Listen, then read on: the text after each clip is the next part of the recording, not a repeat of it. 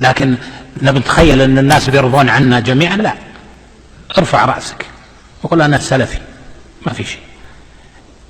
Əvvəldə də, yəni biz götürdük, qeyd elədik ki, müəllif rahimullah buyurdu ki, 4 məsələ var və bu 4 məsələni bilməyimiz vacibdir. 4 məsələni bilməyimiz vacibdir. Yəni bunlardan ilk öncə nə idi? Elm.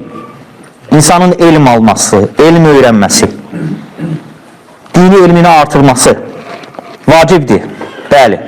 Hər bir müsəlman kişi və qadının dinini öyrənməsi vacibdir.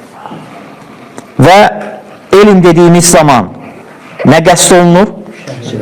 Şəri elmdir və yəni nəyi öyrənməsi, nəyi bilməsi?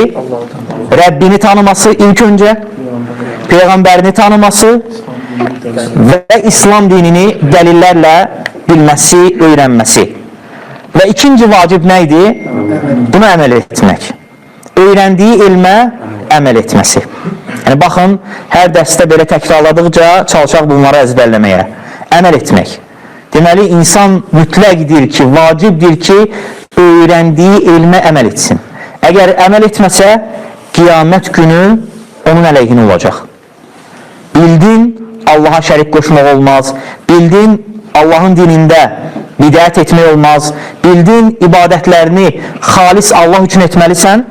Namaz qılmalısan, oruç tutmalısan, zəkat verməlisən, artıq əməl etmək vacibdir. Və üçüncü vacib, dəvət etmək. Buna, yəni öyrəndiyin elmə dəvət etmək.